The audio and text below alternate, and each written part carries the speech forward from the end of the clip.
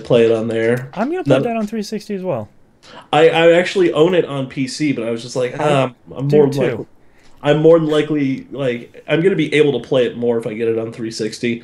Went to all like the local game shops. Like nobody has a copy of this, which is Really? weird. Yeah, like so I'm sitting there and I'm looking at all the signs and there's a place by me called Disc Replay, and they're doing a buy two get one on certain games. I'm like, all right. I could Uh, get 3 games. we just moved the 360 upstairs, and I'm like, okay, I'm gonna I'm gonna be playing this more. I'm gonna get a couple of 360 games I never picked up. So I'm like, okay, I'm gonna grab Halo 3 and ODST because I never played those, and they're part of this sale, and they're like only a couple of bucks. And then I was like, well, now I need a third game, and it was one of those sales where it's like not everything is buy two get one. It's Oh, like of course. only the stuff with the orange sticker. So I'm gonna try and pop it in this week, but I picked up Armored Core 4 for 360. Oh, Okay. why? I'm gonna see how that goes. See what happens. I have no knowledge about this game. I don't want any. I want to Those see how games- this goes. those I games got are- it for free. Have you you ever ever played played- any of that series? No. I think Oh. that's from Software, right? Yeah, that Yeah. one is from Yeah. Software. That's why I was like, huh. maybe Interesting. I'll get that. I'm gonna be very curious to see what you think of Armored Core. Yeah, Yeah, those games are hard to play. that's what I've heard. I'm interested Yeah. though, but you see Sega on a logo, and you're kind of like, this could go one of two ways. Yeah. Either I'm gonna love it or man, F this game. Yeah. Yeah, It's that was one of free, the, that so was one of who the few I cares? could not give a chance to. Like I tried, I'm like, nope. About a half an hour in, you're like, you know what? Nope. Yeah. Not Yeah. gonna build my Wanzers.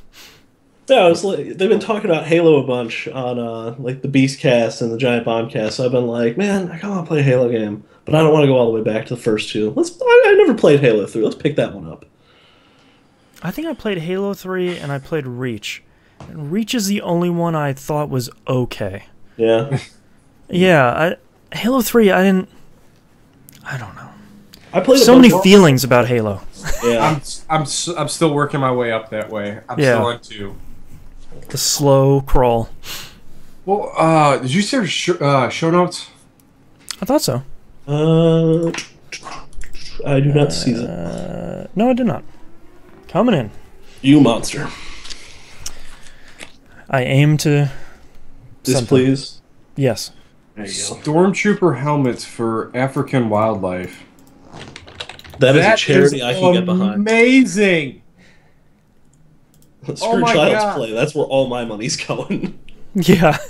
I Oh want to my buy a God. giraffe. It does that justice, but the rhinoceros. Oh man, that's cool. Wow. All right. They I can have get behind that. check out the Wow. Are we gonna get some sort of weird crossover between like furries and Star Wars nerds now? that is Please don't. amazing. I want that. That's pretty great. That's something you have to put like right in the entrance of your home. Yes. Where someone comes in and they're just like, why is the what now? What is Who? that? If I need to explain that, you can leave. Yeah. Do you What? understand it? Yes or no? This is an important question. Speaking of masks you put right at the entrance to your house, I really want to get one of Ghost's new masks and like hang it on a wall because it is amazing. I'm gonna put it in Skype chat.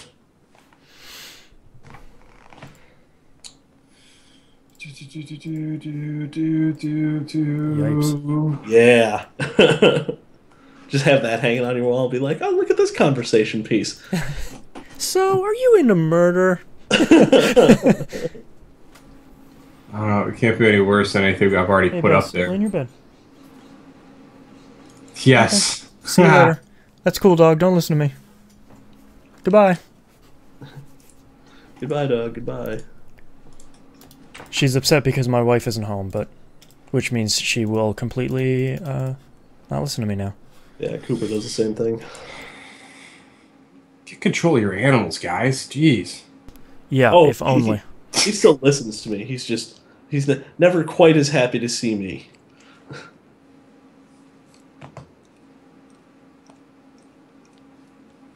Mine don't have a choice on who they get to see every day. Dude, I didn't see StarCraft on the release. Because it's not out. It's coming out. Hold on. At least it's the update I got. It should be at my door the 9th. Ooh. Let me look.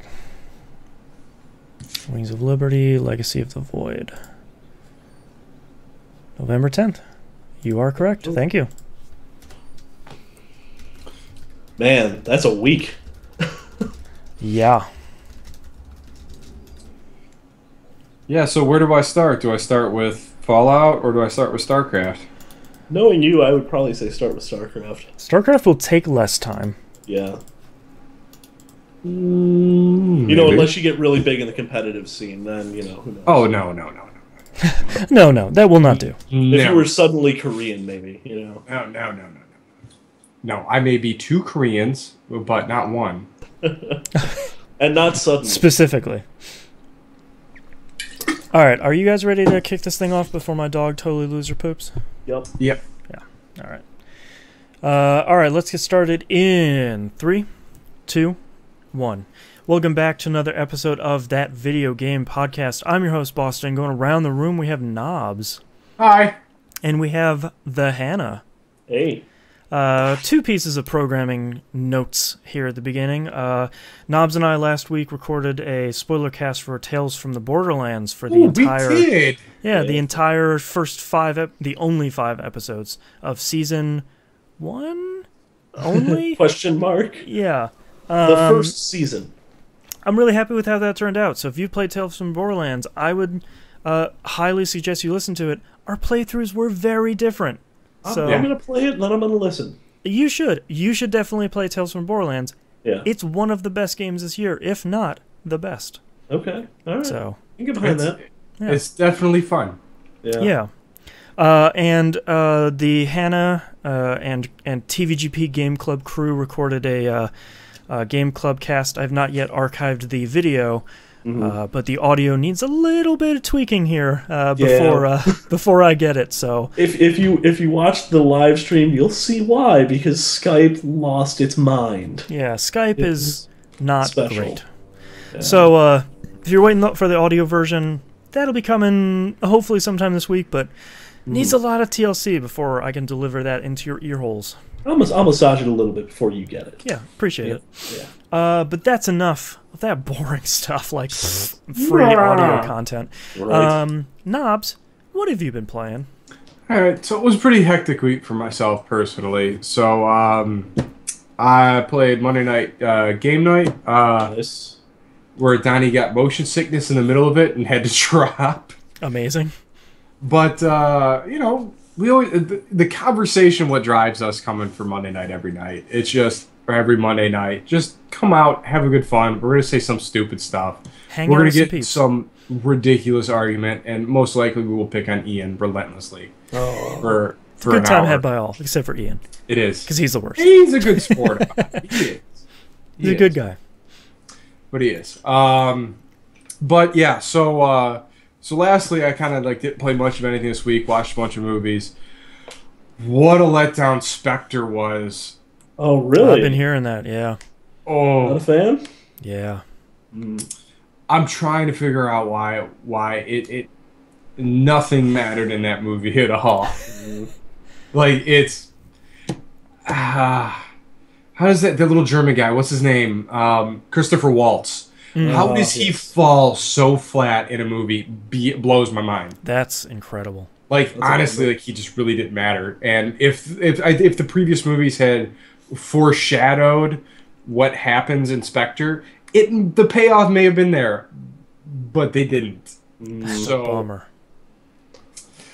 I don't know. The Day of the Dead scene was pretty cool. Anyway, so that was Friday night, I think. Yeah. Anyway, so I spent my time in Amish country getting nightmare fuel. So Yeah, right. Yeah. Post some of that stuff to the forum. Or not. or not, no. Yeah. Maybe keep that to yourself. Throw it up on Twitter. Be my own personal hell. Someone would sue us for damages. Yeah. Emotional distress. I can't stop man. having nightmares. Wizard of Oz baby stuff, just Not a little good dolls. combo. Just Man. Speaking of Wizard of Oz, I have to tell this because it's really entertaining. So, my wife has never been a fan, let's say, of the Wizard of Oz. Sure. And it monkeys? it kind of ooks her out. She's not a fan. oops So her there's- out. Yeah, there's a theater near us called Hollywood Boulevard, and they have these themed theater rooms. And so Oh we boy. went to go see, it was Captain America, the first one, a little while after it came out. So it was in one of like the back theaters, the The small B ones. theater. Yeah, and Yeah. so I had no idea that they had this theater, but it was completely Wizard of Oz themed. And I'm talking like you have like statues of the characters in Oh front no. under the screen, Nope. Mm-mm. and like the witch is like under the house behind you, and like No. Who would do that? and as a result, she really does not like that first Captain America movie. Yeah, weird. I wonder why that is. Setting. I almost bought a 7-foot Sasquatch too, like one of those giant ones. I didn't get a I picture want a of it. 7-foot Sasquatch. Oh, it was great. He's in that Sasquatchy pose. Was Like it was the it like walking wood one? chiseled or was it like fuzzy? Oh no, it was a concrete cast version of it. Oh jeez. Oh, nice. Like it was great. Like I think about putting him on front yard, like dressing him up as for like Christmas regalia for Christmas and Dress him the up as a Halloween stuff. pilgrim for Jeez, Thanksgiving. it was huge. It was total like the Harry and the Hendersons one too. Nice. Wow. Like it's great, but he was weirdly like jacked. Well, naturally. I mean, he's Like, protecting you your just- house. Yeah. Yeah. I don't know. Squatch. I gave him a good game as I walked past it though. Yeah. Little cup the hand, just cup it. Show him who's You know? what. So after this long weekend, I came home and I'm like, man, I only played Battlefield this week, so I gotta play something.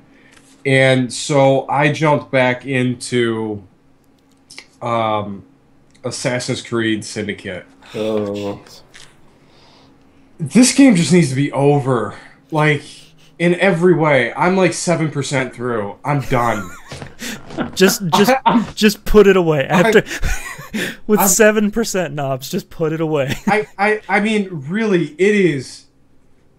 Oh.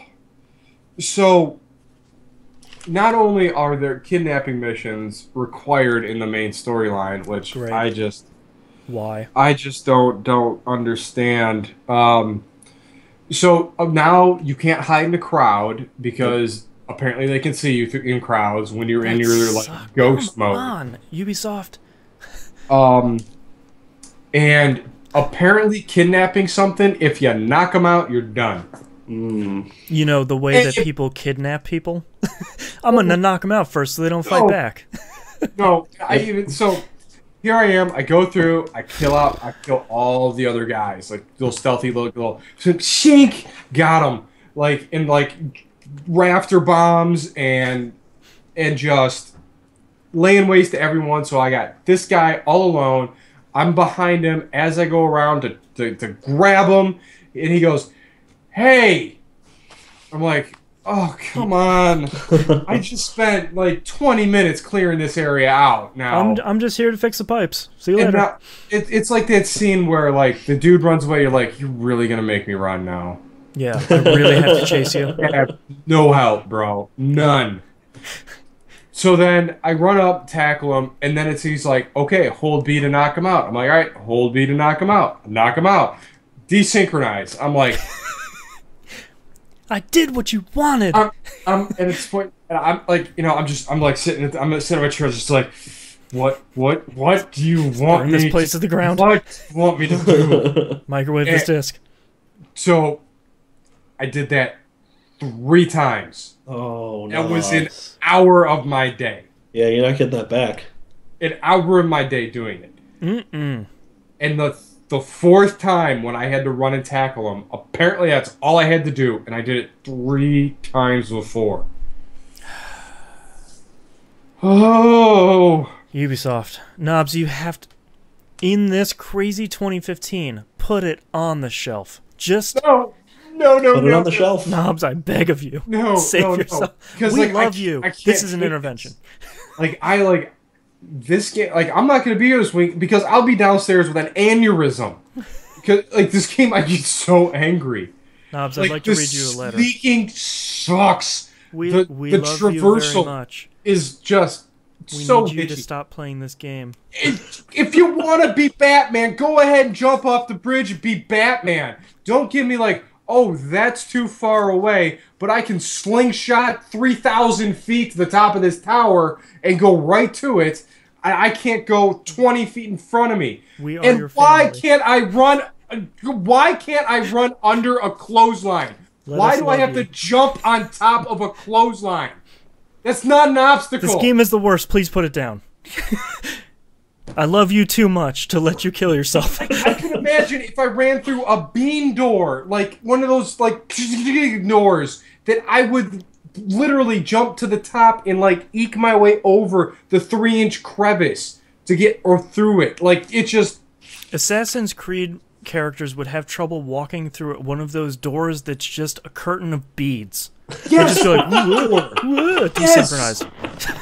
Like you walk through, it's like, oh, you made some noise. No. Yeah. Assassins don't make noise, but yet I'll throw fistfuls of change and I'm okay. Like, so I did that and I hunted down. I blew up the Elixir factory, and I met Charles Darwin. I met Charles Darwin in it. Awesome. Of course you did. In the Elixir factory. Because now, these games are basically just Forrest Gump for historical figures. Yep. No, it's like Bill and Ted's Excellent Adventure for historical figures is what it is. Did you meet Socrates? It's like, Yeah. at this point, I wish I would meet Socrates.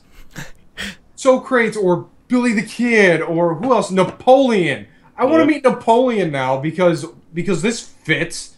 Because, yeah, Darwin's banging around the lower side of England.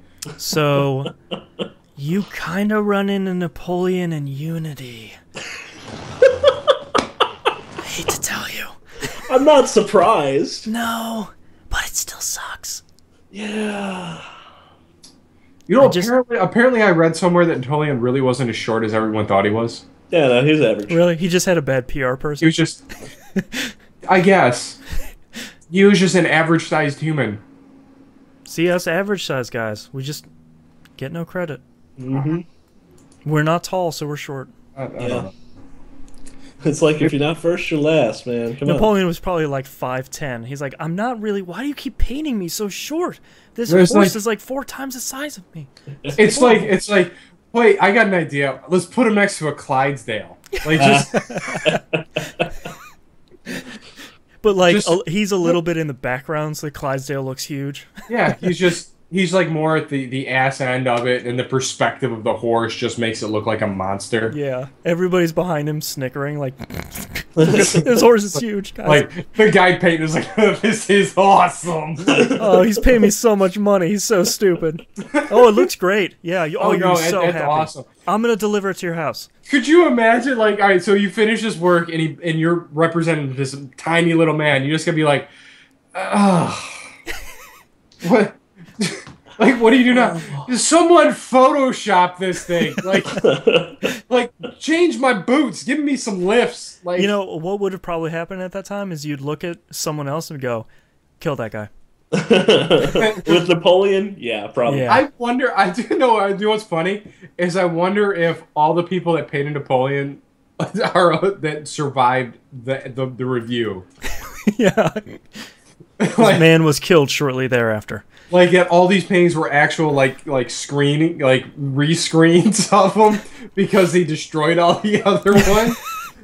Like All of the things say the artist died shortly thereafter. He was neither seen nor His heard final from again. painting like of Napoleon. someone comes up with the big hook, but the hook parts his painting and gets looked over his head and yanks him with the frame. Like, Yep. But yeah, like the shoehorning in historical figures in these games is getting old. Yeah. Starting with 3, where it was sort of like, and here's our first president. It's like, no. I don't know, No. man. Da Vinci was No. kind of a stretch. Well, that's where I think it spun out the rails because everyone thought the Da Vinci stuff was fine, but the Da Vinci stuff was so limited, and not You run into him every once in a while. Every story beat in this game, I meet Charles Dickens. I think I met Edgar Allan Poe. I'm not really Why sure. not? In this game, His he hair- just have a his head raven looked on like a his giant shoulder. bird, He's but- just like, yeah, Whoa. he has that Edgar Allan Poe, like, Ah, ah, "Got me history. that's the belfry. Yeah. I don't know. don't. I just... And that's what's so unfortunate is they did something cool with AC3 where they made that alternate reality DLC where George Washington was evil and he's like a tyrannical king. That's at least something interesting. Yep. Yes. But I don't want to it I give up. Charles Darwin is a creationist. We'll see. I doubt they'll venture anything out, but evolution. This is surprising. Get to these sides. Have I told you about monkeys? It's like, okay, we're done. No, man, you gotta go finches. You gotta go finches. Yeah. Finches. Do you like fish?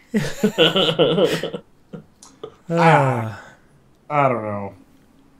It's like I'm trying not to be like I started and I'm angry, like the whole steampunk AC logo. Like, well, like you're trying to see the positives of it. Like there has to be someone has spent millions of dollars publishing and creating this game for what we used to call AC Village of 700 employees. Yes, they had to have at some point said, "There's at least a glimmer of something great in this game." And to be fair, after this year and after the Assassin's Creed experience you've had in the last couple of years, you're not entirely unbiased, which is fair. It has been a bad couple of years for Assassin's Creed. Yeah. Black Flag was fine, and that's kind of the best we've gotten in a while. Yep. And for another Assassin's Creed to come out again after another year and just not be good, it's so frustrating. Yeah, well, no, it's like I don't think it's a village anymore. I think it's like AC Sweatshop. Like they just have to put this stuff out. Yeah, like they don't care.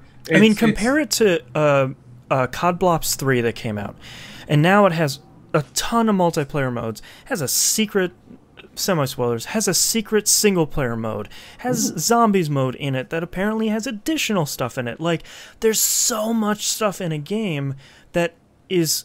Sure, they're now saying they have a 3-year development cycle, but if you can figure it out for Call of Duty, you can sure as hell figure it out for Assassin's Creed.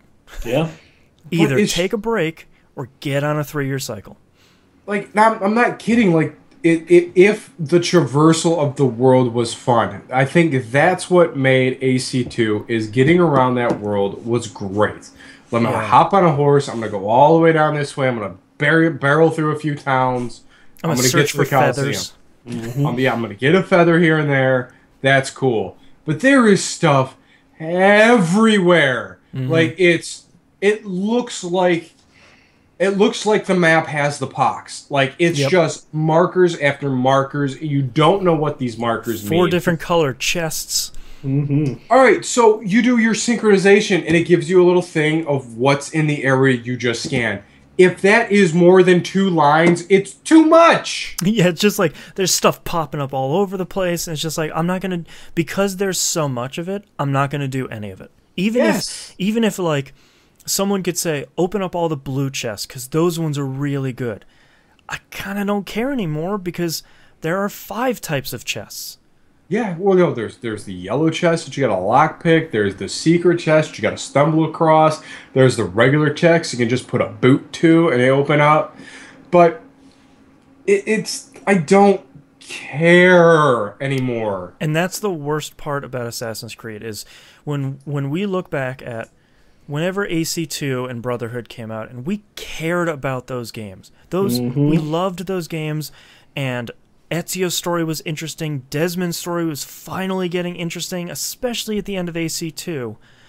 We cared about those games, and we cared about where the franchise is going, and now I'm probably not going to pick this up at all. And I'm not going to finish Unity because I hate it. I can't. And I understand that there are hundreds of people worked on this game, and I very rarely fly off the handle on something, but this is just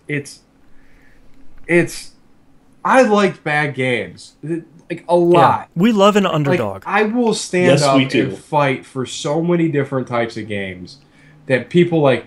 It's not broken. You just kind of gotta get through it to this point, and this. there is no silver lining in this. It is the same old hat over and over again with a different color. NYC Like, Badger in chat put it really well. They say, you're working a spec, just pump and dump this thing. And that's what it feels like. It feels like, all right, well, we had 200 chests last time, so, you know, make sure you get 250 in there and keep all 4 colors. All right, that one's checked off. Cool. All right, we need to do 15 viewpoints. All right, we got all those. All right, Yep. world has to be a little bigger. All right, it's 200 square feet bigger. Okay. You know, like, just buy a checklist. You can almost see the checklist, and that's so frustrating. yes. And you know, it's just, yeah, I don't know. I don't like being this angry. If the game isn't like it's not egregiously horrible. It's just it's not the best of even what it's supposed to be. Well, and you can And see they're the ones that do that. Like you this can is see their the game. missed opportunity. I mean, Yeah. when what's so interesting is the core of the game is interesting. There's these 2 twins or their brother and sister, whatever. They have a roving train that is their assassin hideout. They're in, you know, industrial era London. All of that stuff is cool, and all that stuff is stuff that we've been looking forward to and we've wanted out of the Assassin's Creed universe. But it came when AC games are not great. And they're often not good. Yeah. They're not bad, they function. At their base level, more often than not, they function. But it's got to be more than that for 60 If bucks. that's the nicest thing you can say about a game, something's really wrong. Yep. It basically functions. Yeah. Well, yeah, it doesn't crash. I'll give it that. Yep. But when I mean, like when I was like, oh man, the clothesline thing literally drove me crazy. I thought, oh, that just must be an accident. And then it did it 3 more times. I was like, you've got to be kidding me. Yeah. I'm in a chase, and I literally had to climb over 3 clotheslines. It's like Shaun of the Dead. Just take your knife out and slice that thing. Yeah. Just like run through it. It's cloth. They're clothes. It's not like there's nothing there. The Iron Curtain right in front of you. I mean, it's not a Tom and Jerry cartoon. There isn't going to be a shovel hanging behind a T-shirt. God, that'd be great. Yeah, though. it's just a painting in front of a wall where just they run through and it's just their outline. Oh man. Ba-da-ba-ba-da-ba. I don't know. Like it's like I just go from starting something to being just instantly like just upset, like not upset, but just frustrated.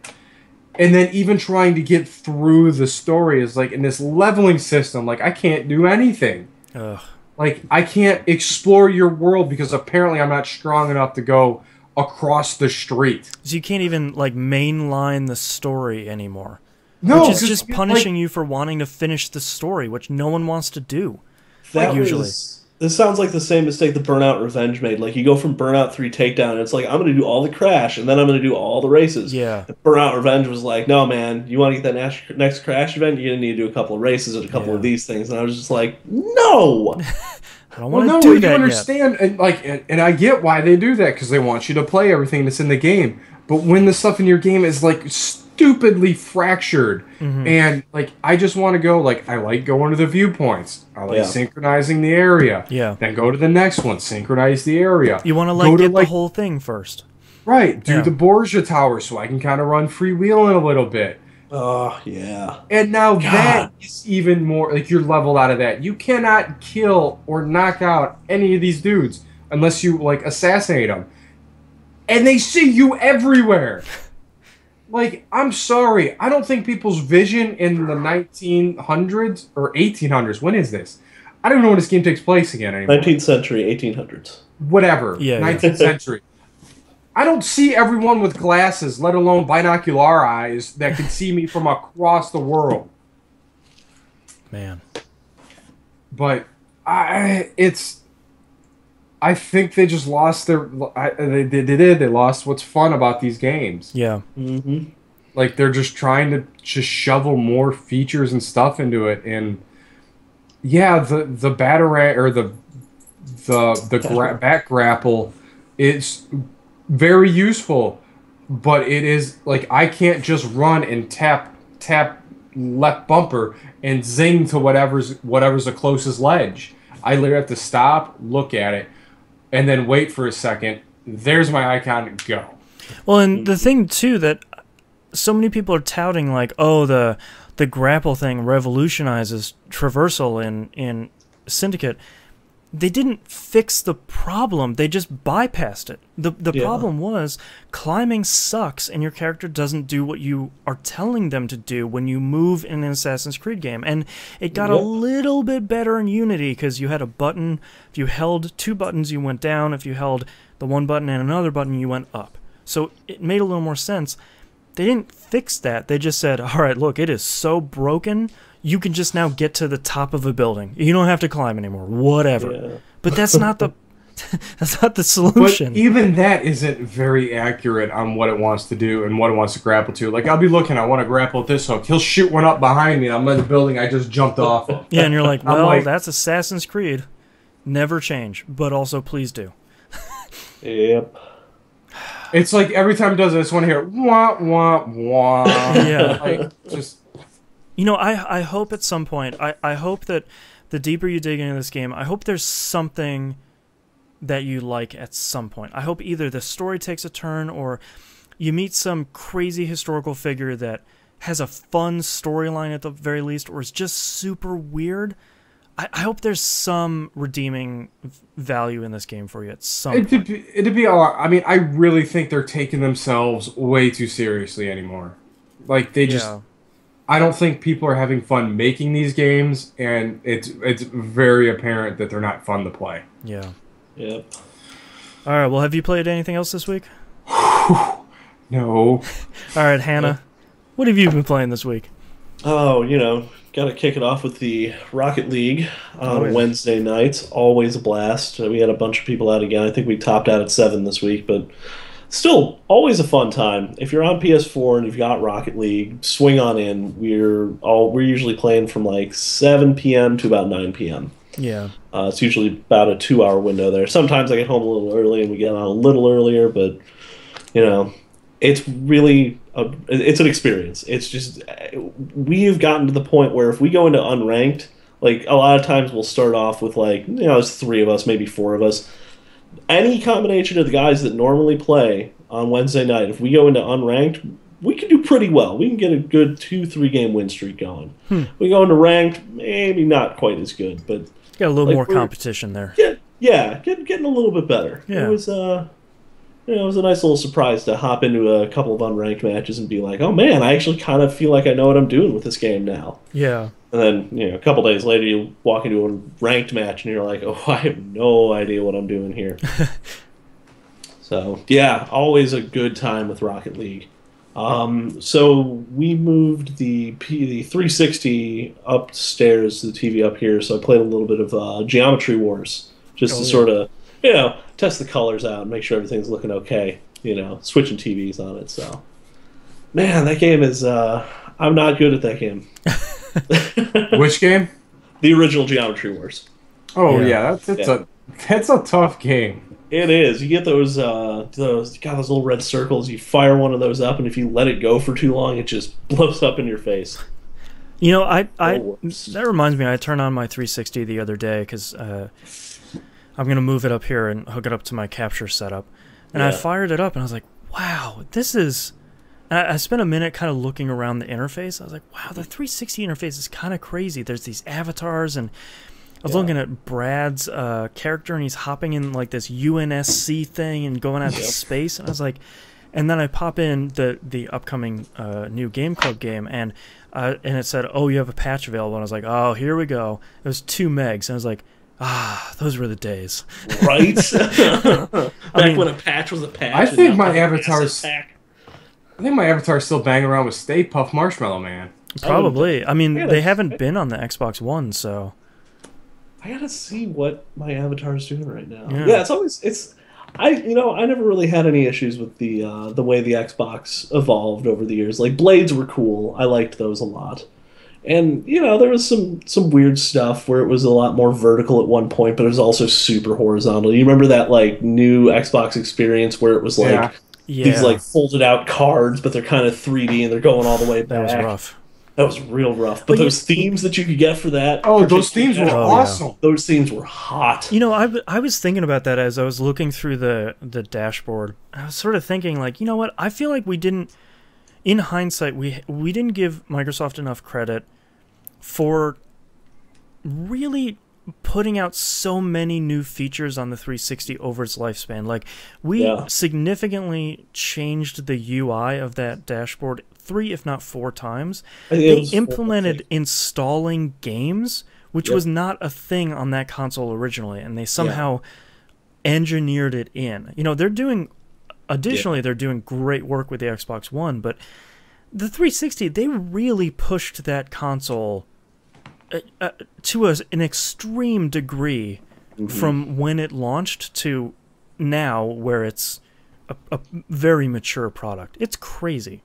It is. And I actually really like the 360 interface. I think they did a really good job with that. There's Yeah. some issues I have with, like, you know, ads kind of everywhere. It's like strangely big.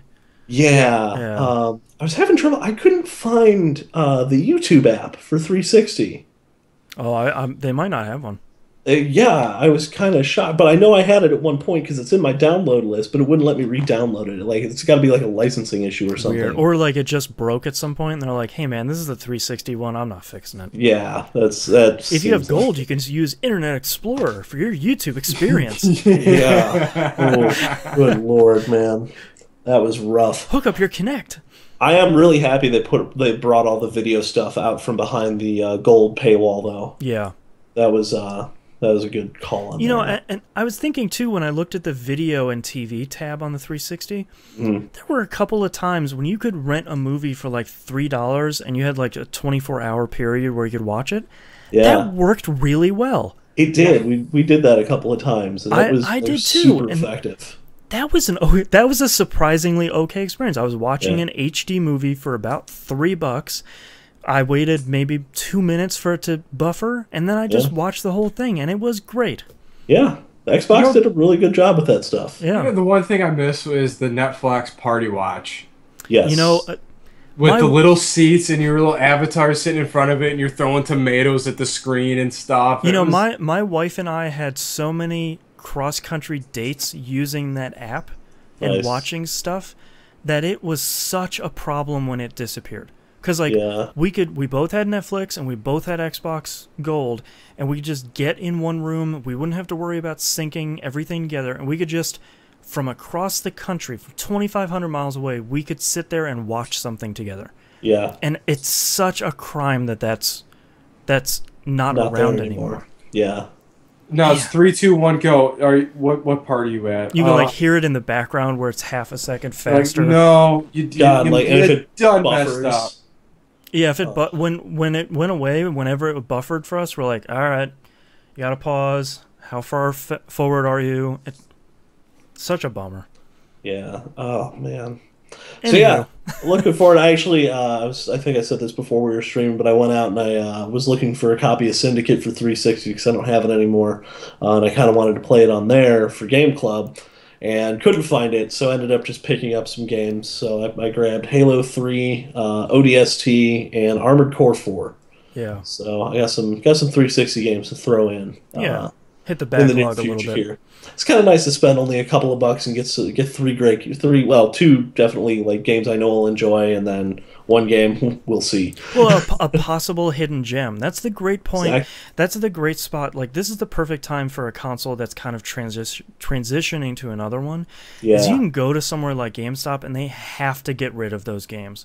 So you Yeah. can pick up potentially games that you missed or had no idea about, or like random JRPGs that are actually pretty good. Get them for Yeah. like $5. And you can Yeah. just get an armful of games and have a really great time. Yeah, and the nice thing is, like, you know, the 360 is probably gonna be the last console where you're like, okay, if I get the disc, I don't have to worry about like downloading a 1 gig update. Right. Because Which is- Microsoft had a hard cap on nice. patch sizes.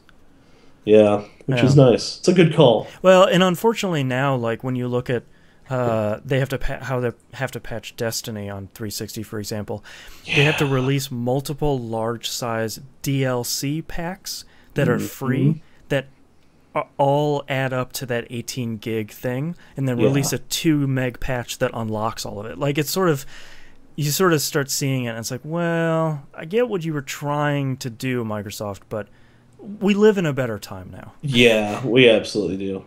Yeah.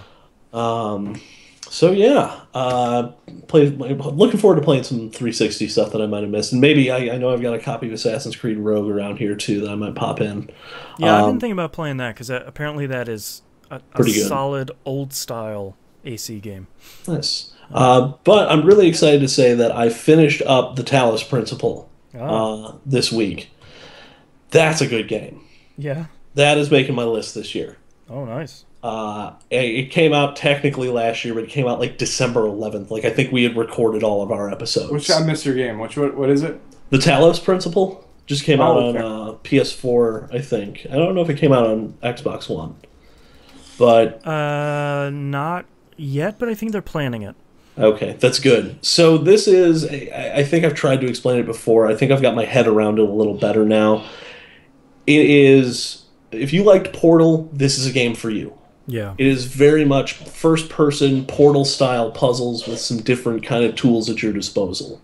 You're working with, you're working through basically trials for your creator to sort of win their favor. And you're collecting his sigils, which are just tetraminos. And it's a really interesting game. It's got a lot of ties to a lot of different like philosophical concepts, and they sort of talk you through a lot of these. And you've got like literally a narrator in the sky, and then there's these computer terminals that you can access in the world that have another sort of narration. There's sort of two competing entities. It's very it's very Garden of Eden. It's very much God and the serpent. Yeah. And it's literally what some of the achievements reference. Oh, interesting. They literally call the dude in the computer the serpent, which I thought was pretty interesting. But just the way that game wraps up, there's two ways you can finish that game. And the first way you can finish that game is kind of like, oh, that's just the end.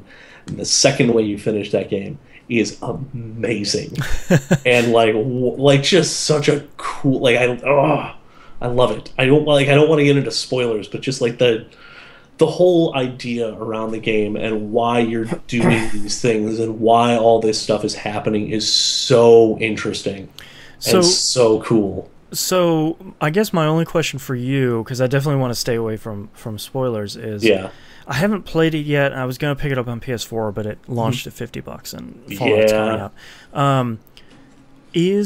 Did you feel like at any point the puzzles got obtuse, or did they kind of stay on the Portal 2 route where you knew the solution, you just kind of had to get there?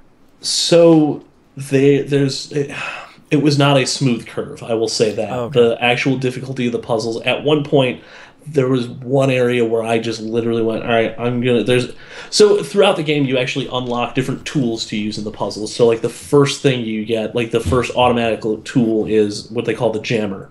And you can use it to like jam electronic components. And so you can jam like doors or fans or other like enemies and things like that. So that's the first thing you get. And then you slowly unlock other things. You get what they call a hexahedron. It's just a cube. But because Portal, you can't be a cube. And then you get like a reflector, and in some of the levels there is like a light source that's either blue or red, and you can hit that light source, and then if you have line of sight to, there's these portals that you can, not portals, but like receivers almost. Receiver, yeah, that's the word for that you can hit with that light source, and a lot of the puzzles start to revolve around. Okay, take this cube and put the reflector on, or put the connector on top of it, and put it on top of this fan, and then turn the fan on so that it rises up, and so you can connect to that connector and from another point in the level you couldn't previously, and hit it to the receiver. It gets insanely complex with that. And then they introduce a thing where you can actually record yourself doing actions and then play it back. And like items, sort of like that one level in Braid. Yes, and so items start to duplicate, and you have to sort of think Ooh, outside the box. That's jeez. where it got me. That's where I had to start sort of looking stuff up because I was like, I'm so close to the end of this. And there's I so many want moving this. parts. There's so many, like, you literally walk into a level and it shows you the icons for the tools that you need to finish that level and collect all the sigils. Oh, that's nice. And so it'll say, okay, in this level, you're going to use the fan, you're going to use the box, you're going to use the connector, and you're going to use the little time machine. And I was like, oh man, okay, I'm looking this one up. Yeah, just like, you know what? My brain can't bend that way. I'm just gonna get some help. Yeah, so like overall, looking up maybe a total of like five of the puzzles, I would say it took me about 12 hours to finish the whole game. That's not bad. So it's not a long game, and this is not trying to get everything though. Yeah. This was I got well I got everything is in so the sigils are sort of color coded by difficulty to get. Green is really easy. Gold is like the moderate. They're like normal, and then you have red. So the green you just collect to move forward in the game. It's like the base level story. Yeah, yeah, Yeah. and then the gold you collect to get the new items that you need to solve more complex puzzles, and then the red you get, and I can't really say why. Okay. But you can like collect stars, and as you beat levels, there are certain things like you can. There's at one point there's a level there's an axe, and you can grab the axe and go chop down this like barricade towards this other portal.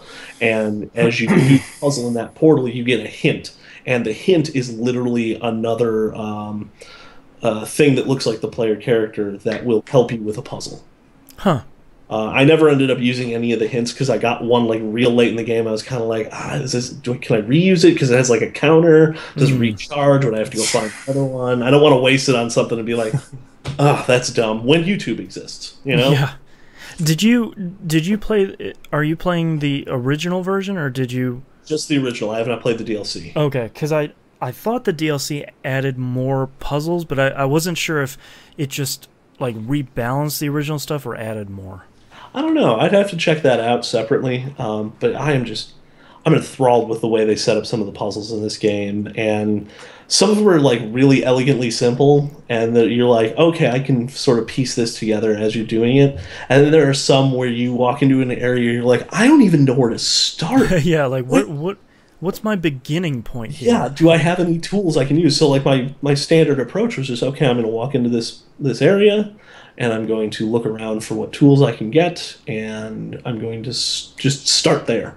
Yeah. And the nice thing was, if you get to a point where you're like, okay, I think I really screwed something up here, you can just hold Y and it resets the whole level and puts you right at the beginning. Nice. So it's very friendly for retries. Yeah. So if you're big on trial and error and you're like, okay, I'm going to try this and this and this, and they're like, oh, it doesn't seem to be working. But it's like, it almost feels like you're admitting too much defeat because it resets everything. And so you can be like, all right, I don't know if I wanted to do that, but okay. All right, I'm just going to reset. Yeah. So if you like puzzle games and you like you like thinking about crazy stuff like the end of the world, like go for this. It's pretty great. Yeah. Other than that, I played a very brief but 5 or 10 minutes of Dragonfin Soup. Yeah, Yo, let's that talk game's about. broke. So, what are you playing it on, a Vita? Yeah, and that's pretty much all I played this week. So if you wanna, Yeah, I played Dragonfin Soup, and this is a game made by a very small developer. yes, And I understand that. yes, It has been a long time since I've run into a game that is so poorly presented from nearly minute one. those menus don't work. The menus, Oh, no. menus don't work. The font they have chosen for the menus looks atrocious and is really hard to read. Yeah, The voiceover they have when you start a new game it legitimately sounds like placeholder. ooh, Like, it sounds like somebody who's trying to sound like in a world. Like that, like a movie trailer guy, no. but has some trouble doing it. There is this screen that... So it's a true roguelike. Okay, And if you haven't played a true roguelike, please go read the manual in this game. Yes, that helped me immensely. I was Yeah. like, I played it for about 5, 10 minutes. I'm like, this might not be for me right now. Maybe I'll come back to it. Yeah. It I cannot recommend enough to people. If you try it, you have to read the manual. There is a screen called Read This or Die. Start with that and just read the rest of it. There are things about roguelikes, like the fact that you can use the right stick to move your character, to spin your character around but not actually move her, so you don't waste a turn. And you like, there's that stuff you need to know. That being said, even the font is really bad. That being said, it seems like it's a pretty good roguelike. Like a pretty standard. Other Jay-Z in chat says if you play Dungeons of Dreadmore, it translates pretty easily. I agree. It's that same type of experience. It seems really interesting. It seems like they needed way more playtesting, though, because if you look at anything online, it looks like people just don't know how to do stuff in the game. Like, it doesn't explain the fishing minigame. And you kind of have to do that for some of the crafting stuff, which apparently also doesn't really get explained. So it sounds like it just needed not really more time in the oven. It just needed some people to give the developer feedback or something. But it gives a real bad first impression, but I keep hearing a lot of people that like roguelikes really seem to like this despite its faults. So I have to give it more of a shot because it seems like it's really up my alley. NYC Badger in chat says, so a bit of time sink to figure out. If you haven't played a roguelike, I'm not sure if this would be the best one to start with. Maybe download Dungeons of Dreadmore. That game is hard, but the tutorial in it is actually pretty good, and it makes a lot of sense. But yeah, just not a good first impression, and just needs a little bit of smoothing out, fixing the bugs. You know, they've already released a couple patches on PC, so it seems like they're invested in the game. They're not just dumping it and saying like, "Well, you guys figure it out." And it is a PlayStation Plus game this month, so if you're curious about roguelikes, it's not a bad place to start. Just look at a wiki, maybe. You know, it's a little rough, but seems like there's something in it that is interesting. Played a lot more Binding of Isaac Afterbirth. Jay-Z and I are deep in the throes of our competition. I definitely will not spoil who's on top right now. You need to go watch our videos. They're on average they're about a half an hour a piece. So take an hour out of your day. Usually watch Jay-Z's, then watch mine, because he typically goes and plays first. But it's been a lot of fun. These daily challenges are often mean, but in kind of a fun way that makes them interesting to watch. Nice. And sometimes interesting to play, but sometimes not. This expansion so far is pretty interesting. There's a ton of new items in here that not only synergize with other items in new, interesting ways, but there are a lot of new items that are fun in their own right. Like the other Jay-Z, I'm in the middle of watching his run from today. He picked up this little spider buddy called Spider Mod, and it shows health bars on enemies and damage numbers. Nice. Like all of a sudden, and it just shows up. It's one of the new items, and it just shows up in the shop. You know, there's stuff that pretty significantly changes the game, and it's interesting. I really wish it was out on PS4 because I don't have all of the stuff unlocked on my PC save that I do on my PS4, so I can't do a regular run and see as much of the new stuff yet because I haven't unlocked all that stuff yet. I'm moving through it pretty fast, but I'd like to just live stream from my PS4 and have everything, but not yet. Coming out, they're hoping that by the end of the year that that'll be out on PS4. So hopefully, played a lot more The Witcher 3. Still really enjoying that. I hit a really weird spot where I did this quest chain where this guy. So again, I have not played Witcher 1 or 2. So understandably, there are some characters that Geralt runs into where he's like, "Oh yeah, you again," and it's like, cool, all right, I guess we're not friends, sure.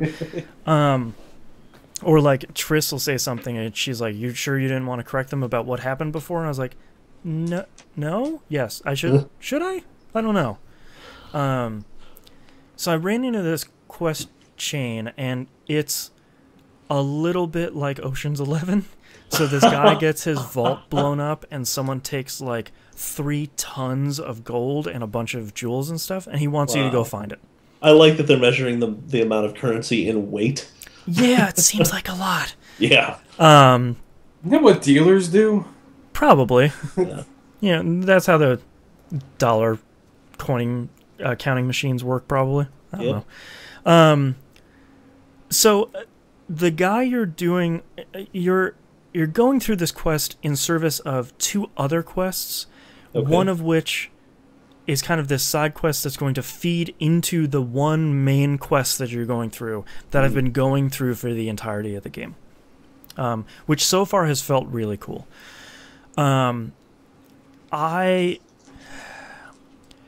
There was some history there between the 2 characters, between your main character and the guy you're doing the job for. He hates you. Yeah. Just flat out. It seems like maybe you totally shattered his leg in one of the previous Witcher games. He's understandably still pretty salty about that. I mean, yeah, why wouldn't you be? Not going to fault him. Yeah. So, the thing that really frustrated me about this quest chain is it seemed like you were keeping a little bit of information from him so that you could find your friend, so that you could find this other person. But I felt like with the decisions I was making, I was being upfront with him, but maybe not telling him everything. I wasn't lying to him, but I was maybe omitting a little bit here and there. But the quest would suddenly take a turn where he's like, "I know you've been lying to me." And it's like, what? I haven't even talked to you in like 20 minutes. I was just in these sewers. And then he's like berating me because I lied to him. And I was like, I feel like I can't win here. Yeah. This is kind of frustrating. And sounds like somebody hit indecisive in L.A. Noire. Yeah, sort of. Like, and I feel like I can't win in that quest chain because of the history between his character and my character. But I have no knowledge of that at all. So that's the first time I've run into that in The Witcher 3, where I feel like it was kind of frustrating because I don't have that history. Yeah. But then I finished the mission and I got my reward anyway. So I was like, okay, well, I guess I'm good now. But that was odd. So that's really the only speed bump. I this morning I played for a little bit and I could sort of feel myself losing interest with the quest chain I'm on. So I later tonight I have to get back into it and kind of force myself to stop doing these side quests and just go do the main quest. Yeah.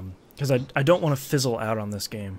But other stuff is coming out next week. So yeah, right. Who knows? Sorry, Witcher 3.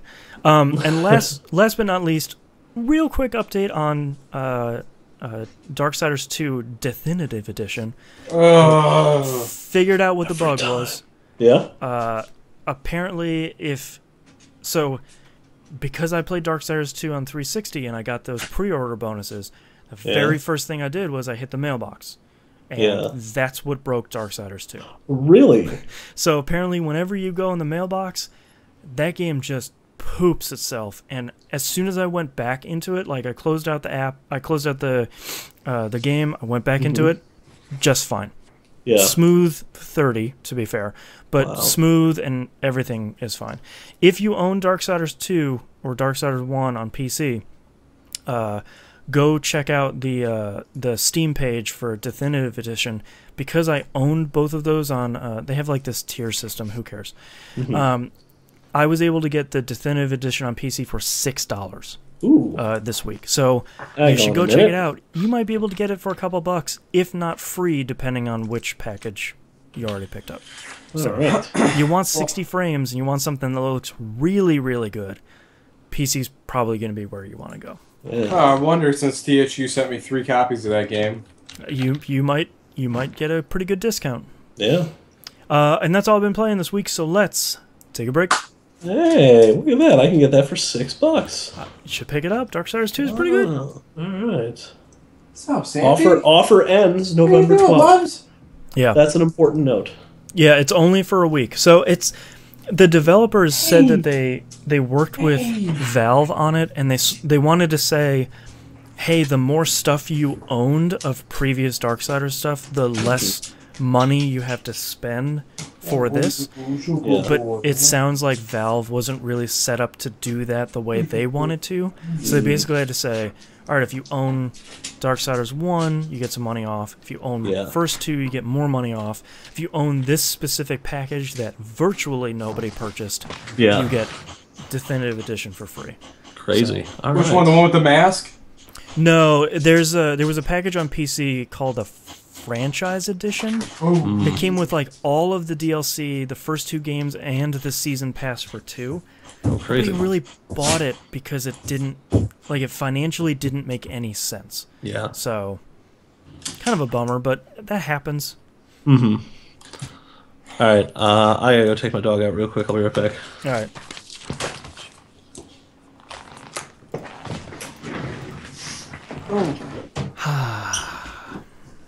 Hey, buddy. On one side.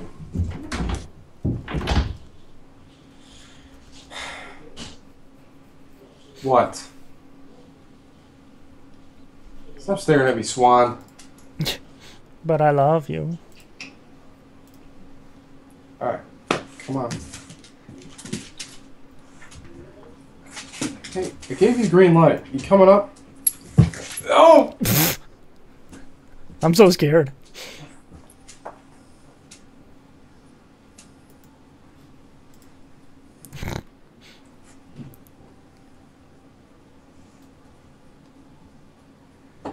Oh, man. You're such a weird dog. Oh. Yeah, but, you know, he kind of loves you a bunch. Yeah, he does.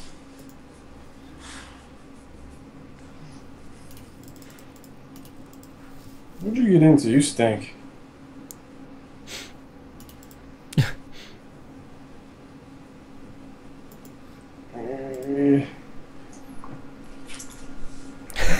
Flop. Yeah, but he gets tangled up in this cord here.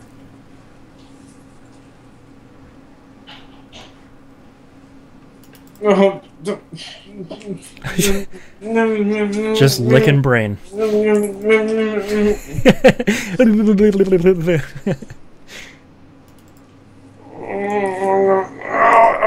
Nails. Boy Grown Gamer, that might actually be a collector's item. Darksiders 2 on Wii U. I didn't think that came out.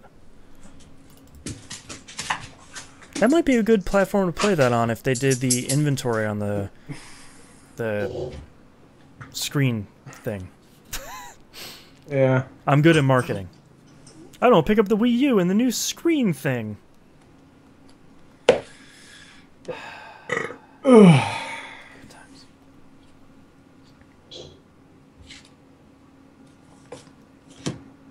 Gotta finish up this episode and finish exporting my video out of Premiere Pro. Said it's only gonna take 45 minutes, no big deal. Oh, That's man. what you get for capturing PC gameplay at 1080p 60 frames. Did you end do that up by with- accident or? No, totally on purpose. Because YouTube supports it now. So, like, all my consoles and my PC, I'm just capturing 1080p 60. Because why not? You know, if my rig can handle it, which so far it's been doing all right, And I broadcast in 1080p 60 as well. Nobody seems to have too many issues, so I'm surprised it works that well. Yeah. Man. Now I gotta figure out how to get my 360 hooked up to this nightmare of a streaming setup I have.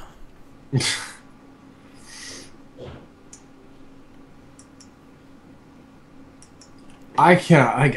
I've been thinking about this movie like for 2 days now, and I just, man, why was it bad? It wasn't. I think because Skyfall was so. What? We're at break. We're on right? a break. So fucking good. Yeah, like it can't. There's no way it can be as good. Like that movie was just. Skyfall is probably my favorite James Bond movie of all time. I still haven't seen it. I need to go watch it. It is like there's. I can't think of anything wrong in that movie. Wow. What movie? Oh, Skyfall. Ah, okay. And then to have the next one out of the gate is just a flub. Bummer. Like it's. Hey, we have 15 viewers. Hi, everyone. Hey. Come join us in chat. For sure.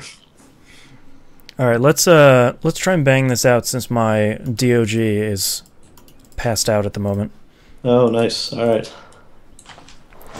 We'll open that up. What? Open it up. What? Open up. What? Please don't leave. 2 people just left. Oh, how many people? 2. Oh, Hey, we're not for everybody. that's true. Come on up. Yep. Good to Nice. get you updated. So I have definitive edition. Definitive edition now. It's just the worst. It's the just worst. the worst. But I kind of want to play it. The only thing bad about Darksiders 2 Definitive Edition is the title. Yeah. There's your ad copy. Yeah. I hate it. I hate it about Darksiders 2 is so good. Have you played Darksiders 1? No. What? I haven't played either one. You should be able to find that really cheap for 360. I own both of them. Dude, play Darksiders 1 because it is great. Darksiders 1 is Zelda. Darksiders 2 is basically third-person hack and slash Diablo. Ooh. Yeah. They're both really good. And they're the best part about it, both of them are maybe 12 to 15 hours. Yeah. The first one is maybe 8 to 10. Like it's not nearly as long as. Well, I'll tell you what. If you play the first one, you get through that first boss area, and if you're not wholly in love with that game, go to 2. Okay. No, fair if you're not wholly in love with that game, wait until you get the portal gun. You get that way later, though. Yeah, you do, but you're playing Zelda with a portal gun. Which Yeah. sounds real great. That game is so good. The first game has some problems. Yeah. Man, is it good. I'll The have to Zelda game reinstall we those. deserve. Yeah. Yeah, but All that first boss battle where he's chucking the cars at you and shifting the street around like it's a giant plate. Oh, that's Real so good. good. Anywho. And all Joe Mad's artwork is amazing. Yeah. right. Okay. All right. Comfy cozy. Alrighty. Alright. Alright, you guys ready? Yep. Alright, ready in 3, 2, 1. Welcome back, everybody. We got releases this week for November 9th. Welcome to the 11th month of the year, folks. Hey. 2015. And my phone went down. Rise of the Tomb Raider for the XBO and 360. I am so excited for this game, and what's really crazy is they just released screenshots from the 360 version. Mm-hmm. That looks really good. Yeah. It's not one of those things where like you look at the 2 versions and you go, "Oh, that 360 one, that's it." It looks comparatively, sure, it looks worse, but it looks pretty serviceable. Nice. I'm so excited for that game, guys. Alright. Yeah. Well, I still got to finish the other one. The Oh, other it's so good, man. Yeah, first one's really good. Yeah. I don't know. There's just something disheartening about getting killed by a deer. Yeah, I get that. yeah. It's like it's an overgrown rat. It just killed me.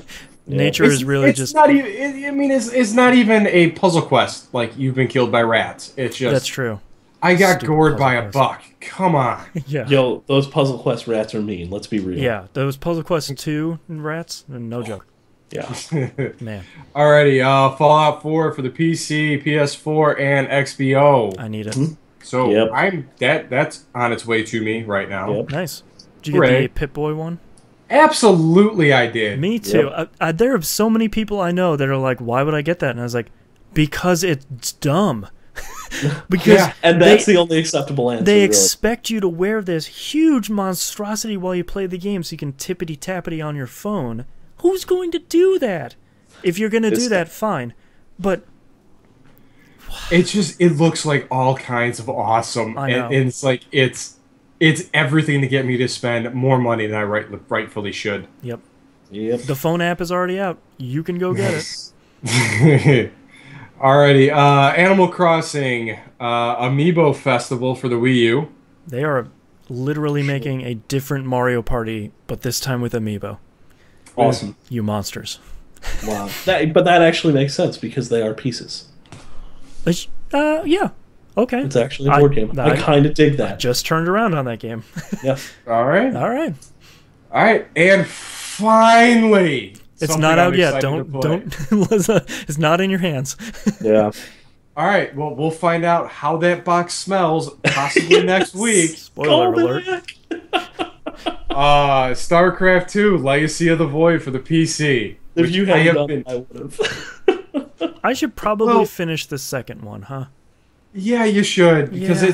it's pretty good. Nice. It's pretty good.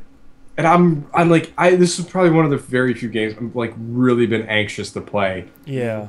like for a long time now. And I want to finish this trilogy and put a capstone on StarCraft, even though apparently they want to do more with it, but Yeah. I don't care. Yeah. I really enjoy their narrative in these games. I Yeah. really do. Yeah. It's space, it's crazy. I love it. And I'm so excited to get my added to the collection of big boxes from Blizzard on the top shelf of my Yep. Well, speaking of Blizzard, let's talk about BlizzCon 2015 in our news stories. What's up, That's BlizzCon? happening right now. Like Knob said, Blizzard's talking about expanding StarCraft 2's story via, they don't call them DLC packs, but they are sort of DLC missions. The first one showed that lady from the canceled StarCraft Ghost game for the original Xbox. Nova. Nova, yeah. So that's cool. Yeah. Very interesting to see them. And it's kind of nice that they're going to keep expanding StarCraft 2's story. So Well, we're not going to get another one for another 20 years, so that's true. So At least. Bare minimum. take what we can get. Overwatch, their new kind of MOBA, but also it's just TF2. Confirmed for PS4 and Xbox One. No longer free to play. Okay. Base package is $40. They have like some $60 one, $130 one. What's really interesting is I didn't realize how this worked in Overwatch, and it kind of makes sense that it's not free to play now. Yeah. When you buy the package, you get all of the heroes because when you spawn, you can just pick a new character. Oh. I did not know that. That makes a lot more sense. You know, like in a video game, from like, Right. ever. Like in games. That's the thing that bothers me about MOBAs. Like, it's just like, oh yeah, you want to play that guy? Yeah, go ahead. You can play that guy. That'll be like $10 though, man. Yeah. Can I you- hope can you I get like that? him, because the next hour, that's all you get. that's what you got. So, new Heroes of the Storm character announced, Cho'Gall, which is yet another April Fool's Day joke coming to life in reality, Oh yeah. controlled by two separate people at once. Which I kind of love. Yeah, it's a two-headed ogre. Two people play that character at once. That's pretty great. Oh man, that could you imagine that fist fight on the couch? Oh, That'd be awesome. I like that. They released the first full trailer for the Warcraft movie. I don't know, man. Didn't watch it. Kind of It's- scared to. That's still happening? Yeah. It's coming out, man. Like, That's I soon. gotta YouTube this. Like, now.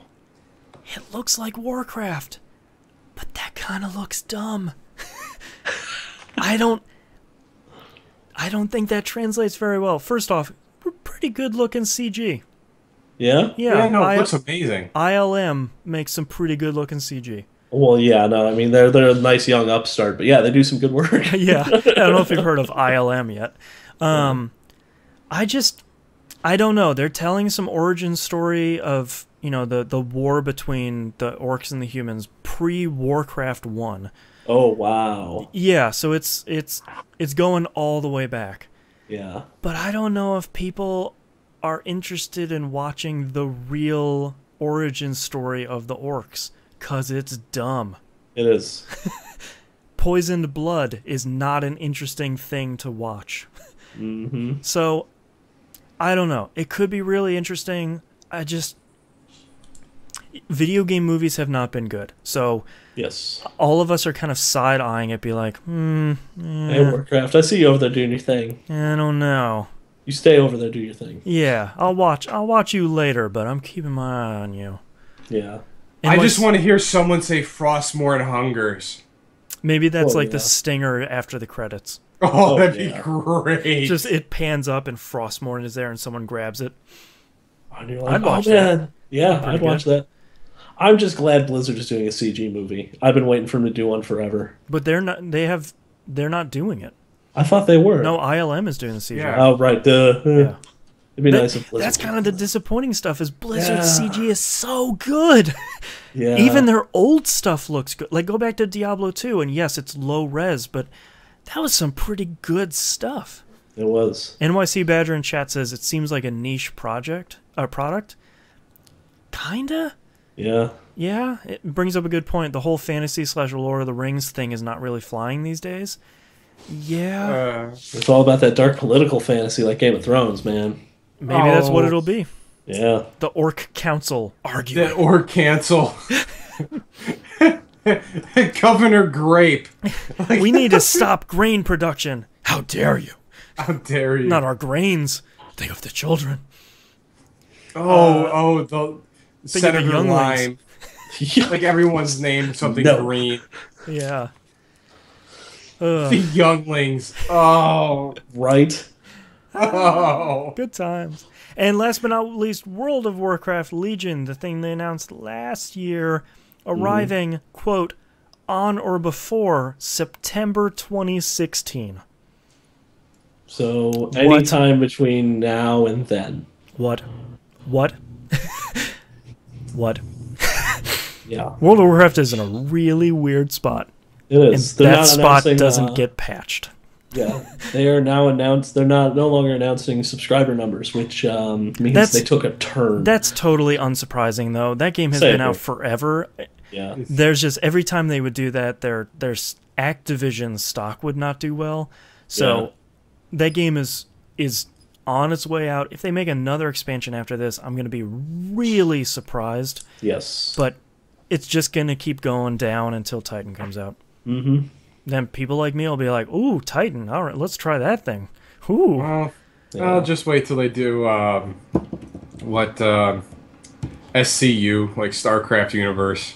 Yeah. Maybe Right. that's what Titan is. Man. World of StarCraft. World of Zergs. Well, didn't Titan Pause. get canned? Didn't their that Titan project get canned? No, they relaunched it. They basically Right. took all of it. They took all of it and they threw it in the trash can and said, "Let's start again, because we're Blizzard and we have infinite money." Yep. Yeah, good times. Speaking of Activision Blizzard, boy, all three of these are actually Activision Blizzard stories this week. Activision Blizzard purchases King Digital, the creators of Candy Crush and the other half of the top 10 apps on the App Store, for $5.9 billion. Wow. That's a lot of money. That's a lot of money. Maybe I can stop getting invites. Oh. Yeah, it's So gonna get they worse. sort of went over this on the Giant Beast cast, and it sounds like part of this was this is a strategic move to not have to bring like 3.1 billion in foreign revenue back to the U.S. and thus having to pay like a billion in taxes on it. There's a lot of stuff there's a lot of moving parts involved Yeah. in this, but it seems like there is some of that which seems to be a little bit hazy. Hmm. But the big thing for Activision Blizzard is they said that they don't know how to make mobile games. So they bought someone who's doing really great at making mobile games. And it sounds like they're just saying, like, cool, now we get some of that money. Yeah. Go do your thing. It's working. Fair enough. They couldn't buy the company that makes Puzzle and Dragon, probably. So they bought King Digital. And King Digital and Activision Blizzard, their stock is doing really well. I bet. So, and $6 billion is a really good investment. I know a lot of people... Whoop, go ahead. I was gonna say they've managed to stay out of the spotlight for bad press for a long time. Yeah, it's because Activision? Bobby Kotick doesn't get in front of cameras anymore. Yeah. Yes. He just talks to investors. But Yep. the crazy thing about Bobby Kotick is when he makes good decisions like this, it makes Activision a lot of money. Mm-hmm. When he makes bad decisions, gamers get really upset, and it makes them a lot of money. Yeah. He's a good businessman. He's not a good PR mouthpiece. Wait, so I can vote for him for president. Perfect. Yes. Let's do it. Bobby Kotick, 2016. Peter Moore as VP. Yeah. Oh my god. I'd vote for that ticket. Or Steve Bloom. Either one. Steve Ballmer. Gotta get Steve Ballmer in there. Steve Developers. That'd be great. We're going to get the guy with the suit jacket and the hoodie. What the hell was his name? From the 360. Yes. Jay Allard. Jay Allard. Who just Jay Allard and Kotick. disappeared. Yes. That man ghosted. Yeah, man. And also, the Hannah mentioned developers. If you haven't watched that press conference, go watch it. It is a man unhinged. We don't really see is. that anymore. No, you Outside don't. of like Konami's E3 press conferences, it's crazy. Yeah. Man. All right, and last news story here, Activision Blizzard again. They decided, hey man, we just spent a lot of money on King Digital. Why don't we start making movies and TV shows? Candy Crush Saga Origins. No, Hey. they're making a Skylanders movie and an animated TV series. Yo, that's gonna make them Great. money. Yup. Disney XD. What? What? Give me some of that XD, son. So, yeah, they're making a Skylanders TV show, which I'm surprised there isn't one already. I agree. Yeah. I thought that was derived from cartoons. I thought that was derived from this is making us so much money. Let's make more money. No, Yeah. man.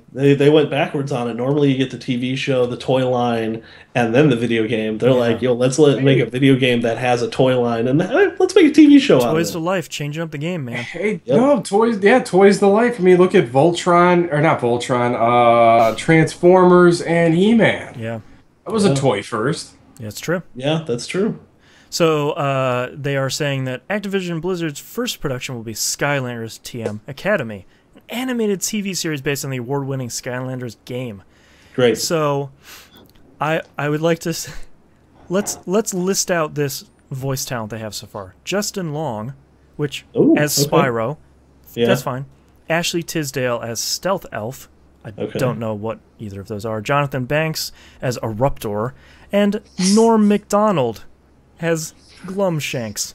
One of these things is not like the other. Yeah, and like they list out like Justin Long, Alvin and the Chipmunks, and Ask Me Anything, Ashley Tisdale, Phineas and Ferb, and High School Musical, Jonathan Banks, Breaking Bad, and Better Call Saul. Those are all big things. Norm Macdonald, Saturday Night Live. Oh, Norm Macdonald. Hi, this is Colonel Sanders. Yeah, Norm Macdonald, awkward stand-up. I love those. McDonald though. I love Oh, no, I those. love it, but like, come on, that's his shtick. Those Colonel Sanders commercials are genius because Yeah. they replaced one imposter Colonel Sanders with another one. Yeah. And there's that commercial where he's getting dressed up as Colonel Sanders, and the more stuff he puts on, the deeper he slips into that accent. Yeah. Brilliant. Yeah. Oh, man. So good. I'm a sucker for that stuff. My favorite's when it kicks open the Colonel Sanders logo, like on the side of the bucket, and it's like this wood lodge on the inside. Yeah. Those are great commercials. Brilliant. All right, let's move on to tweets. Tweets. One of our favorite TVG peeps, Moonpier, writes in. Hey, Moon. What's up, Bubs? He says, I'm about to embark on mankind's greatest challenge. Playing Portal 2 with my significant other. Hashtag pray for me. You fool! Oh, she's good at games. You're going to be fine. Yeah. So for anybody that doesn't know about Portal 2's co-op mode, it's not, hey, let's have a good time with Portal 2. It's, here are really hard puzzles that just get harder. You two are going to hate each other. Yeah. Oh, I did that once. I was like, I can't do this. I turned it off. Where'd you go? I'm done. Sorry. I just have to go. I can't do this to us. I will mail you your stuff. I like you too much to put you through this. I will mail you your stuff. And Gibbionator writes in and says, Life is Strange 2 might be happening and might have a new cast and setting. What would you like to see in it? A completely new cast and a completely new setting and completely untied from the previous game. Exactly. Nail on the head. Yep. The thing I want out of Life is Strange 2 is nothing from Life is Strange 1 and another surprise. Yeah. No, all right. It needs to take place in Japan. Go on. And Mount Fuji has to explode. I'm picking up what you're putting down so far. What's in Mount Fuji? Aliens? No, that's just Crisis. I'm sorry. The cast of the previous game. Yeah, that's just Crisis. Sorry, we've already done that. We already got that one. We'll figure out something else. Yeah. Oh man, that is such a cool scene in Crisis. Yeah, it is. It's still probably one of my favorite moments in games. Crisis is a great game that nobody played because they thought their computer couldn't run it. Like, just watching that mountain fall apart and all this. There's alien stuff. And what is happening? Alien game? It's like playing the first Far Cry where you're like, this is interesting. Is that a zombie bear? What is this game? How did they hide the alien aspect of Crisis? I had no idea it was even there. I had no... Because I think they kept showing the open world stuff. Yeah. The open world too. It was like Far Cry with like an accelerator suit. Like, yeah. I'm like, I'm down with that. Far Cry was awesome. Yeah. First Far Cry was really good and revolutionary.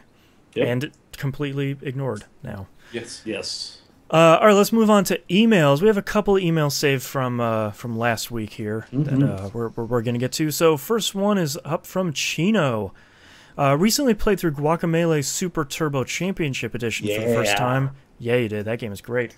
Yes, it is. And I'm playing it on the PS4, and I don't know if you guys know this, but whenever you break a Chozo statue and gain a new power, it plays a Mexican hat dance, the controller flashes all 4 colors repeatedly like a fiesta, and it is awesome. That is awesome. What? That is great. Best use of the DualShock 4. Yes. Yeah. We're not gonna top that one. Nope. The award goes to... Only thing is shot out a little piece of confetti out of the microphone. Just like one little piece, like... Just like... Poof! Flop, flop, flop, flop. Wee! He says, I was wondering what you all thought about preserving digital copies of games. Myself being a collector and having a working Atari, NES, Sega Master System, and so on, with working games, I was wondering about my digital PS Plus and Xbox Gold games that I've downloaded. We are too. Yep. Yeah. When do you think that these games will stop working, or if they ever will? I've bought so many through PS Plus sales, flash sales, and I wonder how long I can hang on to them along with the free titles they've given away each month. I feel a little bit better about the Xbox 360 because of what Microsoft's doing with the backwards compatibility stuff. Yeah. Any of your BC-friendly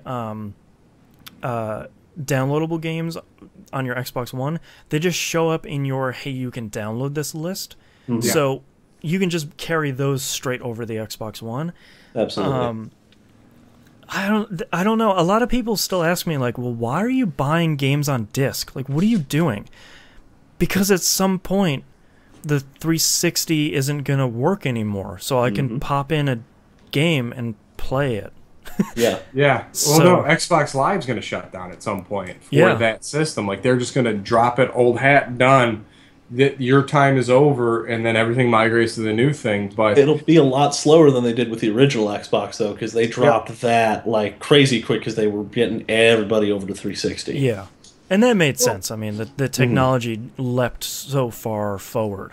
well, I understand the sense of convenience of just launching the game. Like Yeah. I get it. You don't Like, have to swap discs. You don't have to do I don't all have that to stuff. get up. I don't have to push it in and out about a dozen times because that drive sucks. But it's I have shelf space. It needs to be filled. And yeah, in my thinking is I don't have shelf space and I don't want to get up, so I'm going to buy digital. Well, and the best thing about digital stuff is you can literally carry that with you everywhere. Like I love going to a place, like going to someone's house, and like you want to watch a movie. It's like, all right, fine. I just log into my Vudu account or whatever streaming account I have. Boom, it's all there. Yeah. Yeah. It's awesome. I love it. Yeah, I don't know. I feel like when we carried stuff over from 6th gen to 7th gen, that wasn't really a concern. There was such a small amount of DLC that it didn't really matter. I feel like when you look at the transition between 7th and 8th, there are some people that are purely digital. So Yeah. how do you manage that stuff, and how do you manage if you're going to say, well, it all stays on 7th gen, sorry. Yeah. How do you manage that message to get from one to the other? I don't know. I don't know. I'm very fond of digital game preservation. I think it's really important, and I believe it was Microsoft that put out that they're really working with people like digital game archivists to really preserve that stuff. Nice. I could be mistaken. That might have been Sony. That might have been Microsoft. Hopefully, it was both. Yeah. But I think it's really important to keep that stuff, and it's really imperative, and it's on the platform holder, I think, at that point. Yeah. You can put it on the developer, you can put it on the publisher, but at the end of the day, if the platform goes down, the games don't work. Yeah. And I think services like PlayStation Now are sort of a stopgap. I mean, you really need somewhere to play these games that is isolated from a network and isolated from like servers. Like you need to be able to put these on something physical, whether that's a USB drive or something, and plug it into something and be able to launch it. Or I think they would have a problem with being able to pull down that information, and then once it's available to be copied to a device, it's everywhere now. That's the thing. I mean, that's why, that's where you get hairy with it. yeah, when do you say like, okay, the console's just so old enough, we don't care, we're gonna cut our losses, here's how to get this stuff work? Or Microsoft continually touts their Azure infrastructure. Yeah. Can you just use that to keep Xbox Live on the 360 going for a long time? That would be the solution. Scale it down as you go, and 10, 15, 20 years from now, it's just really slow, but who's going to be popping in a copy of Syndicate and downloading a 2 meg patch? Probably not a lot of people. Maybe me. But if you are, it takes a little bit of time. Yeah. You still have a functioning 360. You have the final one that works. So, I don't know. Interesting. A lot of interesting questions around. Yeah, there's a lot of questions we can't necessarily answer there either, but I think I find it incredibly important, and I think honestly, piracy plays a role in that right now, and it's a good thing, and it's like a double-edged sword. It's like, great, these people are like archiving these games in such a way that they can be played, but also they're way breaking law.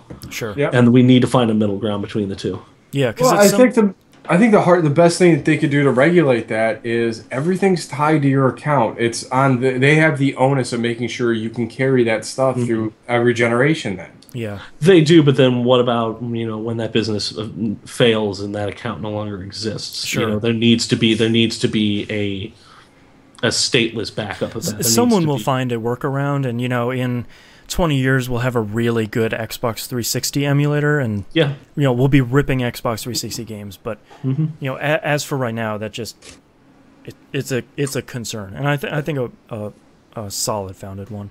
Yeah, absolutely. Next email here is from Kevin from Cincinnati. Hello, podcasters. Glad you could read this email. It's interesting. Ooh. Oh, thanks. I'm excited to read this. Playing Halo 5, I throw a grenade 2 different times in a match. The same teammate happens to not pay attention and run into both of them. This feels like a word problem in math. When did the grenades get towards the station? What was the velocity of the grenade? Yeah. God, that'd be a great physics problem. Like, you throw a grenade in Halo. Right. These are the Promethean grenades that are stationary and create an arc field when they land.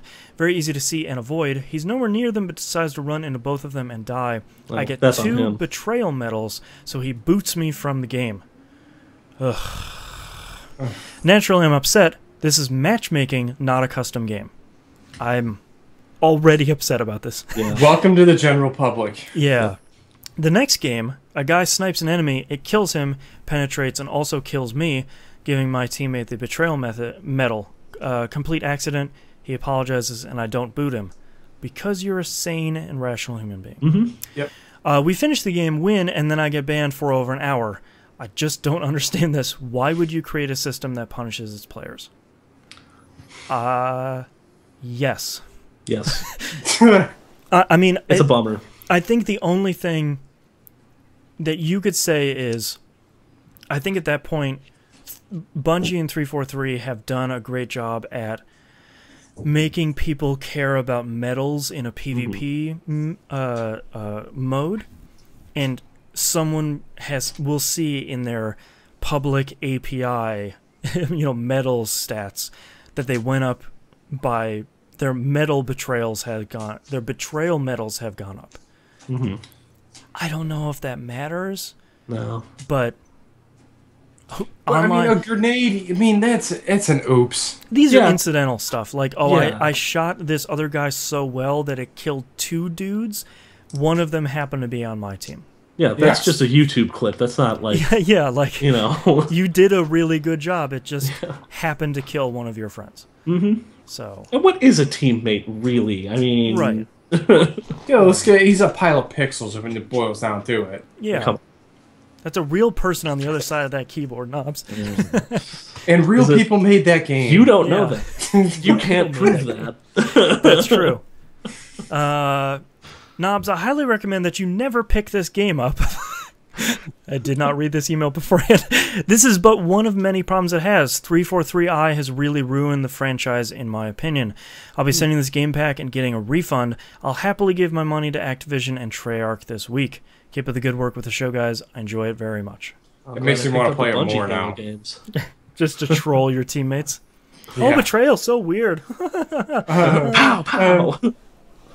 I'll change my little whatever icon into a little troll. Yeah. Next email here. I'm actually going to not say this. I'm going to keep this person anonymous for their job. They sent an email called Technical Requirement Checklist. Hello, TVGP. I am anonymous from Kiev, Ukraine. I've been a long-time listener to the show, and I enjoy it very much. Thank you very much. Thanks. I'm currently living in... What was that? Got some more international folk. Yeah. I'm currently living in Croatia, and I work for a small developer who I will not mention. I had last listened to a show and want to give an input on TRC standards, as I work directly with this at my employer. Boston, you're 100% correct. The TRC document can become overwhelming when you allow customization of control for software and games.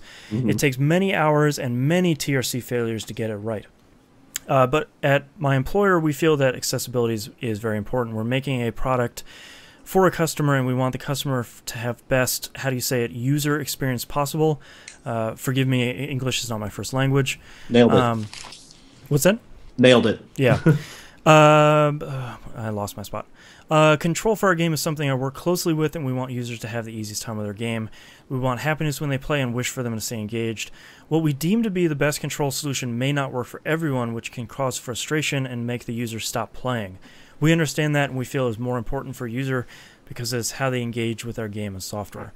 So we've created an algorithm for every possible control configuration in our software and game, so we do not have to spend many hours on TRC on checklist.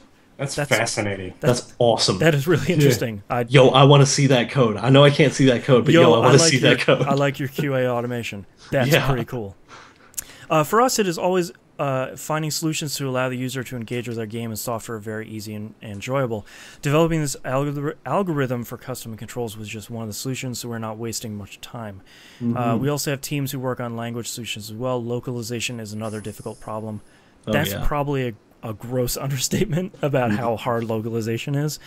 I want to apologize again for my English. Try to make it very understandable. I enjoy your show very much. Sincerely, Anonymous. So first off, email was great. Yeah. Yes. Your English is Thank great. you. So definitely keep on keeping on with that. That's Probably better than interesting. mine. I like hearing from developers saying like, yeah, this thing is real, and yeah, it is kind of a pain for us to kind of do, to allow accessibility and allow customization. It kind of we kind of hit a brick wall when we're trying to do that stuff. Absolutely.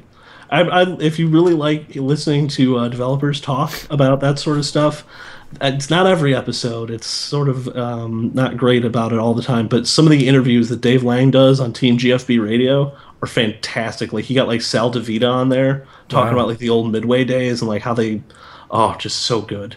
To go along with that, Gama Sutra does a lot of really great postmortems too, where it's the developer working on a game and saying, here are the things that we did really well, here are the things we did really poorly and what we're learning from them, and then here are stats like how many people worked on them, how many lines of code, what engines and middleware we used, like really cool deep down stuff that a lot of times I don't understand, where it's like, oh man, if we'd only used this different pipeline for the shader in Unity, it would have been so much easier. And I was like, yeah, pipeline, what? But like, it's interesting that someone is coming out and saying like, we made a great game and it sucked to make this game, and here is why. So very, very cool. Very interesting. Next email here, I don't think it is our last email here from Nick. It's Slick Nick on the forums. Hey there. Buddy. Thank you for joining the forums. Long-time listener and first-time writing. Please write more. I love emails. I've been listening to for over a year now and like the opinions you all have for the games. I like the fact that you tell honestly about your time with the game. Hey man, sometimes we're trying to save you money. Yeah. I would also like to comment on the topic about headsets. Here you go, Knobs. Hey. I purchased an Astro A50 when they first came out. I did spend $250 at the time for it. I used it on my PS3, and it's a good headset. It was even better with the PS4, and now it has true wireless for the console. Astro had the firmware updated for the headset, and you don't even need to plug it into the controller.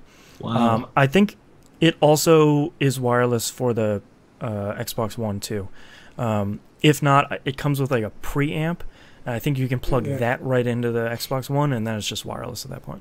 Very cool. Yeah, but still, I mean, then all the audio is coming through my ear pipes. Like, I just want the chat headset. Like, just. I think you can. I don't want to speak out of turn, but you might be able to balance that. You can balance that on PS4. I can't speak to Xbox One, You can balance though. that in Xbox One in the OS, but It sounds like a lot of work. It's not that bad in Xbox One, but I know it's not the solution you're really looking for. So Yeah. Unfortunately. The main reason I wrote is to ask about rare games. I'm here to help. I recently went into a local game store with all old games from Nintendo, Super Nintendo, Dreamcast, and etc. They had a couple of Super Nintendo games with high prices. So he's actually sent along some pictures here. He said, first one is Castlevania Dracula with a going price of $170. Oh, for that steaming pile? He sent over the picture of Castlevania Dracula X, the Super Nintendo one, which is not great. Yeah. Is it like in box? No, it's loose card. That seems a little much. That's not one. You find an Earthbound for $180 in really good condition. That's what you buy on Super NES. Not Dracula X. It's not very good. No. The other one called Demon Crest for $140. This is a game I had forgotten about. You know the from Ghouls and Ghosts and Ghosts and Goblins, those red demon guys? Yeah. It's a game where you play as one of them. What? Really? I think it's really rare, but I don't remember anything about it. It probably wasn't good. It's Capcom. Because either Capcom games on the Super NES were really great and everybody loves them, or they're the ones you forget about. Yes. So for $140 for a loose cart, I don't really know. But I'm sure it's rare, but I don't know if it's one of those games that you really want to go out and get, because not only is it rare, but it's also really good. I don't know. I had all the Nintendo consoles growing up and wasn't able to play everything. Maybe y'all can shed some light on these particular games. I included pictures of the cartridges. I know this is a long email, and thanks for taking the time to read it. Yeah, I mean, the other great thing about game collecting now, too, is there are so many YouTube personalities that are going through and scouring the sort of the lesser known gems of these consoles. So somebody out there probably has a video where they played through at least the first hour of both of these games, and you can tell, you know, are you really a serious collector and you just want to pick it up to complete your collection, or is this something that you're going to go home and sort of pick up and play and all that? So a factory. I always, whenever this conversation comes up, I always look at Spider-Man Web of Fire for the 32X. Yeah, one of the rarest games of all time. Go on. And I got it. Yep. So right now, like, it's got a collectible with case, $225, sealed, factory sealed. Guess the price. $500. Nope. $1,275. Wow, that's how rare that game is, listeners at home. I actually, fun fact, when I went to go game shopping earlier today, they had a 32X sitting in one of the glass cases. I was like, I haven't seen one of those in a while. Nice, yeah. I don't have a 32X, I don't think. Oh. I have a Sega CD, which is broken, but I have 2 Genesis. Oh, yeah, sorry about that. That's okay. Genocide? Knobs got me a Sega CD, and I was super pumped, and it just doesn't work correctly. Oh. It had a rough life. You can tell it has a little wear and tear, but making some noises. No, the noises. It doesn't make any noises, which it should make a lot of noises. That's actually a bigger problem. It's that kind of thing where, like, you get one of these things, and the technology is so old, and CD technology was garbage back then. Oh yeah, it's gonna work or it isn't. You know. Yeah. Thankfully, mine still works. I've been thinking about firing up Heimdall again, so... Oh, there you go. Nice. That's all of our emails and tweets for this week. Thank you very much, everyone. If you'd like to visit us, you can do so at tvgp.tv. Email us anytime, day or night, tvgpfans@gmail.com.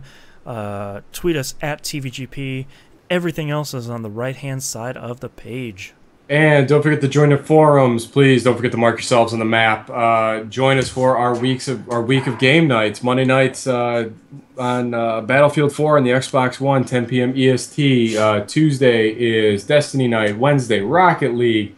Thursday, Steam game night. And Friday through the weekend. If you want to play something, shoot us a message. Current TVGP Game Club game is Syndicate from, actually, 2012 was the release date of that. I thought it was 2013. Yeah, it was 2012. But pretty great. You can pick it up on... The game is awesome. It is. You can pick it up on PS3, 360, and PC. I purchased a new copy on 360 for $12. Not very bad. Reasonable. Yeah, and our special guest this time around will be none other than Boston. Hey, it's going to be weird not hosting. Yeah, that's going to be... So that recap's going to happen the week after Thanksgiving, American Thanksgiving for our Canadian listeners. Yes. So that you're not time traveling, you know. Yeah, so, it's not like a 6-month game. Yeah. Yeah, right. Yeah. So, but yeah, it's a pretty quick game. I remember only spending maybe 10, 12 hours on it total for the campaign, so... I'm a very big fan of the original PC/Amiga Syndicate game, so I'm very curious to see how much they kept around world-wise. Yeah. Obviously, it's a very different game, but curious to see what happens. Mm-hmm. And don't forget, you can watch this show and all the E1M1 Network shows live, twitch.tv/E1M1 Network, or on YouTube, youtube.com/thatvideogamepodcast. Thank you very much, everyone, for writing in and listening and chatting and joining the forums. And you guys just being awesome. Awesome. You guys and gals are pretty cool. Mm-hmm. Thank you very much, and we'll see you all next week. Laters. Peace. All right. First, that 32X game. That back then that was as good as Spider-Man got. That game looked so good when it came out.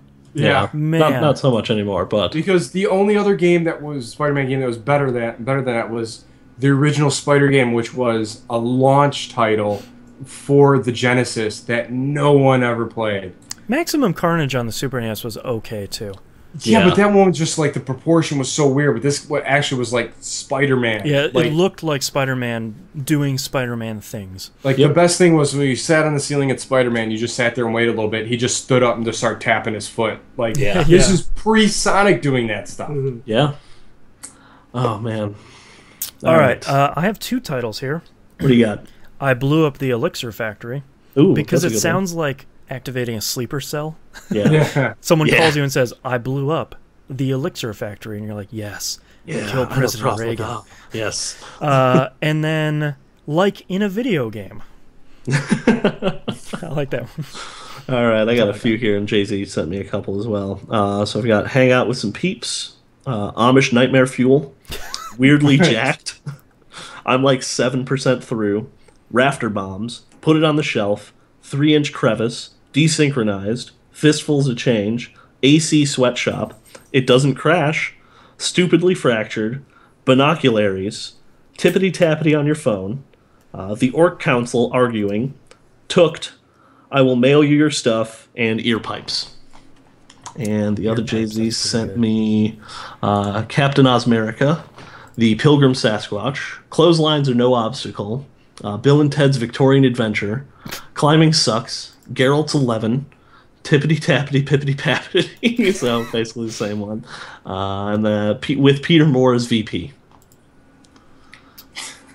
Bill and Ted's Victorian Adventure. It's pretty good. I wish we had actually said that. Yeah. That would. I wish I was that funny. Yeah. I really do. You are funnier than us, Jay-Z. I kind of like I Blew Up the Elixir Factory. Yeah? Because it's such a good non sequitur. Mm-hmm. Nothing else really jumped out at me from that list. I don't know about you guys. I'm a big fan of Amish Nightmare Fuel, but I think that there's not enough backstory on the actual cast for that. Yeah, that was pre-show, like pre-show. Yeah. So that was even before we started live streaming. Yeah, we weren't even we said it at some point during the cast, though. We did reference it. So. Yeah, I feel like it wouldn't have the same payoff. Yeah. I feel like the best part of I don't know, I could post that picture. Oh, no, please don't. I feel like the payoff for any good show title is it's said. Yeah, getting to it in the episode. All right, cool. Yeah. All right, I'll pick I Blew Up the Elixir Factory because that's pretty good. Yeah. All right, starting in 3, 2, 1. This is That Video Game Podcast, episode 420 for November 9th, 2015. I Blew Up the Elixir Factory. Watch out, clothesline! Hey now. All right, thank you very much, everyone, for watching. We'll be back next week. Yes. Same bat time.